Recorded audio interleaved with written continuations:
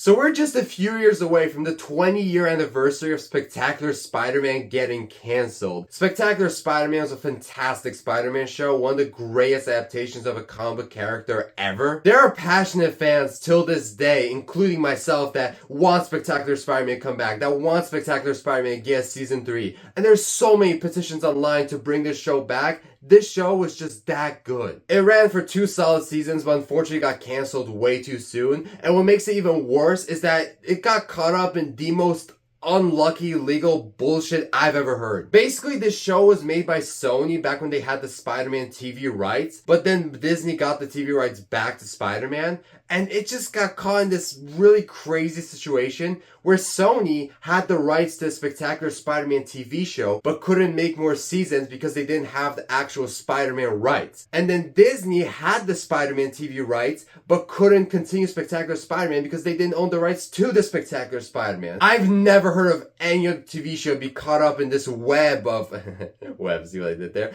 of just bad luck. Through the years, we got a lot of information about what the future of the Spectacular Spider-Man would have been. So here's all that information. What's great is that most of the stuff comes from the showrunner himself, Greg Weisman. He has like his own website called Gargoyles where he answers a lot of fan questions about all the different projects he does. One of those projects being the Spectacular Spider-Man. And we don't have a lot of details on a lot of the stuff we found out. It was basically just someone being like, hey, Greg Weisman, I was just wondering if at any point in the show you're planning on doing that scene from the canceled James Cameron Spider-Man movie where Spider-Man wakes up and all his sheets are sticky. And Greg Weisman would literally just say yes or no. So everything I'm going to be talking about here is legit. Only way you can get more legit than this is if you read the actual scripts. So firstly, Spectacular Spider-Man ran for 2 seasons, 13 episodes each, 26 episodes together. It was supposed to run for 5 seasons with 65 episodes. Add to that, they were also going to make straight-to-DVD movies of this show, where there was going to be a movie in between every season, so between seasons 2 and 3, 3 and 4, and then 4 and 5. And then after the show ended, they were going to do movies of Peter's college life. So that's 3 movies in between seasons.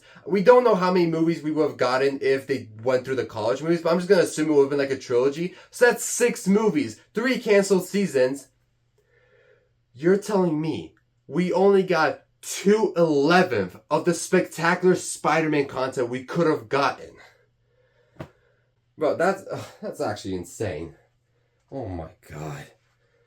Fuck! The first movie that we would have gotten would have been between seasons 2 and 3, and it would have basically been Peter going to Florida to visit the Connors, which as we know at the end of season 2, they left New York and went to Florida. This actually sounds really exciting because I think they were going to adapt Amazing Spider-Man 5, the first appearance of the Lizard. Pretty sweet comic, and like taking Spider-Man into that Florida setting, finding the Lizard, I think would have been so cool. And this show has some great action sequences. I just know that would have been awesome. We also would have gotten a summer movie, but there isn't really much information about it aside from that. Seasons 4 and 5 would have mainly been about Peter's senior year in high school, and then we would have gotten the movies afterwards in his college life. But even if none of these movies would have happened, they would have just implemented everything into the actual show. So like the Connor storyline in Florida, that would have been implemented in season 3. And if the college movies would have happened, they would have just made more seasons of the Spectacular Spider-Man show. So apparently there was a plan to do something with Peter's parents. I find that really interesting because that's something that's barely ever touched on. Like the Amazing Spider-Man movies touched on it. Those movies are freaking great. I don't give a fuck what anyone says. But the whole storyline of Peter's parents is definitely the weakest part of those movies. And then other than that, it was slightly touched on in the Spider-Man the animated series from the 90s. I do think that Peter's parents is something that should be maybe touched on, but not actually given like a dedicated storyline to. Although, if any movie or show was gonna do it, I do have hope Spectacular Spider-Man would have done a really good job with it. There was gonna be a major storyline on how Peter developed his web shooters. I have no idea what that means. Maybe it would have been a few flashbacks. As far as I know, there isn't really any Spider-Man comics that like really focus on the web shooter, so I'm very interested what that would have been. There was a plan to introduce spider tracers, and I think they would have been a great addition to the show. I think they were a great addition to the 90s Spider-Man where he used those all the time, and they were just really cool. We would have seen the return of Tombstone, and we would have seen his relationship with Robbie Robertson. I think that's pretty interesting. Tombstone was a great villain on that show, and I think this would have just added some extra layers to him, and would have just been a whole different side to him that we didn't get to see in those first 2 seasons. They were gonna do a Sinister Six every season, which is just so cool. And the more characters they would have introduced as the show went on, the more options they would have had for Sinister Six. I have no idea how they would have changed it up every season, but I'm assuming at one point they probably would have made it like a Sinister 7, 8, or 9. At one point they probably would have completely changed the roster, maybe add someone like a Green Goblin or a Venom in there. We got to see Morris Bench briefly in the show, so he would have come back in the future as Hydro Man. That's something that Spectacular Spider-Man was always so great at. You'd get these characters introduced, but they wouldn't actually be significant to like later on. Like one example being, I mean maybe this is a bad example because he actually was pretty significant all the time, but you have someone like Eddie Brock who was introduced in the first episode of the show and didn't actually become Venom to the season 1 finale. That is some god tier setup and payoff. Other characters that we definitely would have seen would be like Scorpion. We got a little reference to Matt Gargan in the show, but Greg Weisman himself has confirmed that we would have seen Scorpion in season 3. He also confirmed Hobgoblin would have appeared. We had Stan Carter in the show, so he eventually would have become the Sin Eater. Jean the Wolf was also in there with him. She definitely would have had a bigger role later on. Hobie Brown was in the show, so he probably would have become the Prowler. We would have gotten something with Robert Kingsley and his brother. And we also got an appearance from Cleus Cassidy, who definitely would have become Carnage at one point later on the show. Morbius would have eventually appeared. The Crime Master would have potentially appeared. This one wasn't actually confirmed. It was just heavily teased, but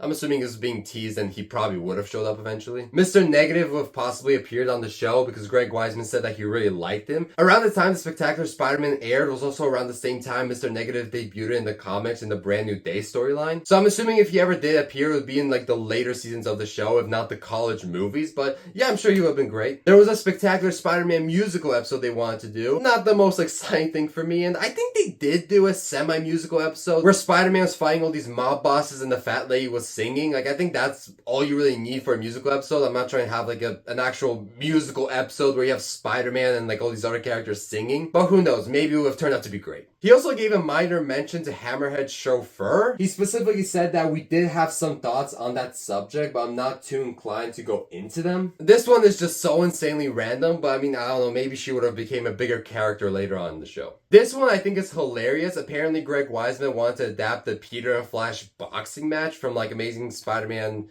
I don't know, like 8 or 9 or something, somewhere in the early days comics. This is something that has never been adapted in any animated show or live action anything, so I'm so curious how he was planning on doing this. I'm also curious if it would have included that robot that almost guessed his identity. They were also planning to adapt the Spider-Mobile, which if I knew about this at the time, I would have just been like, how the hell are you planning on doing that? But actually, Ultimate Spider-Man kind of showed me how they could do it, where in that show, Spider-Man had the I think it was called the Spider Bike. I thought that thing was really awesome. So honestly, it might have been pretty cool. I'm assuming it wouldn't be like a big deal in there. Maybe it would have just been for one episode, but still would have been kind of fun to see. He did confirm that Peter and MJ would eventually get together and possibly would have gotten married. That's nothing surprising to me, but I am very curious how they would have gone to that point, because the first 2 seasons was all about Peter and Gwen, and even once MJ came into the show, her whole like moral mission was to get Peter and Gwen together, which they almost did in the series finale, but you know, some other things happened, so they didn't get together. But I also do want to touch on another thing where they did seem to be planning the death of Gwen Stacy, where it says that Greg and Victor had some awesome plans. It would have been brutal, heartbreaking, and totally spectacular. So I'm assuming if they adapted the death of Gwen Stacy afterwards, he would have gone with MJ, but like, how was this show planning on actually adapting the death of Gwen Stacy? I have no idea, but I do have hope in them, because believe it or not, this is like the only piece of Spider-Man media that's ever adapted the whole storyline of Harry being put on drugs, where they did a very smart thing where instead of it actually being drugs, it was like the Goblin Serum in the show. So if they managed to do something like that and still PG-13ify it, I think they would have been able to do the death of Gwen Stacy one way or another. Damn, would it have been so interesting to see how they played it out. We also know that in season 3, Betty Brant and Ned Lee's relationship would be important. I think that whole thing would have been way better than it sounds. I honestly think they would have done some insane things here. It would probably have involved the Hobgoblin, Roger Kingsley. Peter would have probably been jealous. There were plans for Silver Sable and bringing her closer to the Sable from the comics. That's pretty cool. Again, she had a few appearances in the show, and like I said earlier, that's what the Spectacular Spider-Man was really good at, introducing these characters and then giving them a bigger role later on. We would have followed up with Eddie Brock from where we last saw him towards the end of season 2. He would have been sent to Ravencraft, and the coolest thing ever is that Peter would be the one that would take him there, and he would apparently check up on him often. That's just awesome. I think this version of Eddie Brock is great. I think his connection to Peter just makes him so much better. And Greg Weisman also confirmed that the gene cleanser didn't actually have any effect on Venom at all. So Peter one day would have just came there and Eddie would be gone. And I'm assuming that's how Carnage will play into this. And that whole thing, involving Spider-Man, Venom, Carnage, oh my god, those would have been a banger few episodes. Another thing we know is that there would have been long-term implications of the Peter and Norman Osborn mentorship. We did find out that Norman is alive at the end of season 2. I'm assuming this probably would have been teased towards the end of season 3 and probably around season 4 things would have actually happened. Maybe that's how the whole death of Gwen Stacy storyline would have been implemented. It probably would have also had something to do with Norman finding out Peter's identity. And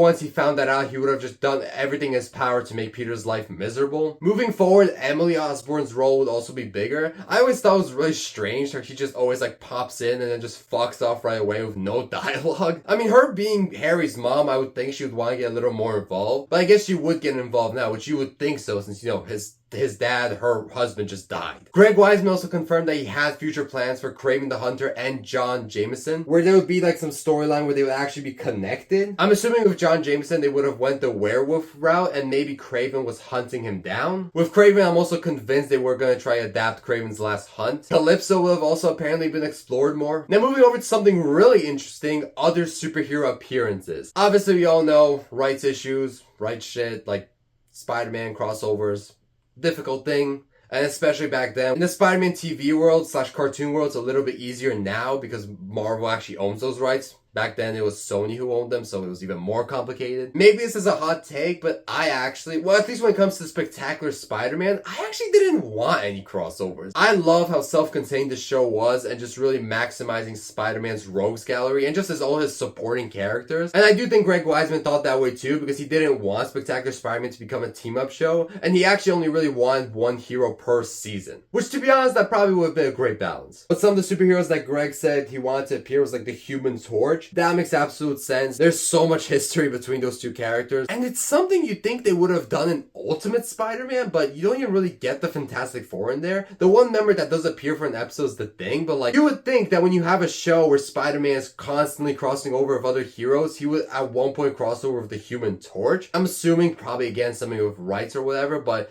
still odd that the Thing showed up but not the Human Torch. Other superheroes talked about was the Hulk and Captain America appearing. He talks about Flash Thompson and how Flash would have gotten way more development later on. I think they were already doing a good job of Flash, where he's very different from the first episode and the last episode. As far as more development, I feel like Peter and Flash would have gone way closer as the show went on. And maybe the show would have actually explored a little bit of why Peter and Flash stopped being friends. Because it was confirmed that they were apparently best friends at one point. And Greg Weisman, he doesn't give the official story that he would have used for the show, but he gives his own little idea of what they maybe could have done, which I think is really interesting. We were also going to see more of the relationship between Black Cat and Spider-Man and the aftermath of the second to last episode of the show, where it's actually revealed that Black Cat's father is the man who murdered Uncle Ben. That was a phenomenal twist in the show, and I would have loved to see where they continued on with that, because that was really I think they had a lot of potential there. And then finally, we got a pretty big one, and even though I feel like we kind of already knew it, hearing Greg Weisman kind of confirm it just makes it that much more real. We obviously had the introduction of Miles Warren in the show, and Greg basically confirms they would have done the Clone Saga. He says that there were long-term plans influenced by what Miles has done in the comics, which, I mean, Clone Saga. I am beyond interested to see how they would have handled this story on the show. This might be honestly my most anticipated thing that I would never actually get to see, but it's one of the more anticipated things I would have wanted to see on the show if it had continued. How dark would they have went with it? Would Ben Reilly make an appearance? I hope so. I think also would have been so interesting to see Josh Keaton voice Ben Reilly. And I mean, just considering the fact that Miles basically took over Kirk Carson's lab at the end of season 2 to the point that they had to just fuck off to Florida because he knew about his whole fiasco of the lizard. So they were definitely playing on big things with him, and never gonna get to see it. And that's everything we know about the future of the Spectacular Spider-Man that never came to be. All of this stuff truly sounds incredible, and some of the stuff that don't sound that great, I am convinced would have been great, because this show was just so consistently great. In those 26 episodes, it was absolutely peak. And like I've been saying, I would love to see this show come back. If I had to make a list of my top 5, top 10 things I'd want to come back, easily Spectacular Spider-Man would be number one. I guess I do have to acknowledge that we did technically see Spectacular Spider-Man come back in Across the Spider-Verse, and it was such a pleasant surprise to see him there, even if it was just for a few seconds. I think Greg Weisman actually said that he doesn't believe that's the same version because he doesn't believe that their version of Spider-Man would be on the Spider Society's side, but I feel like you can also say that about literally every other Spider-Man that was there. The biggest problem with this show coming back is, again, just the whole BS situation with the rights. And because of all that rights BS, there's just such a low chance of this show ever coming back. But let's at least be grateful for the 26 amazing, spectacular episodes that we got of this show.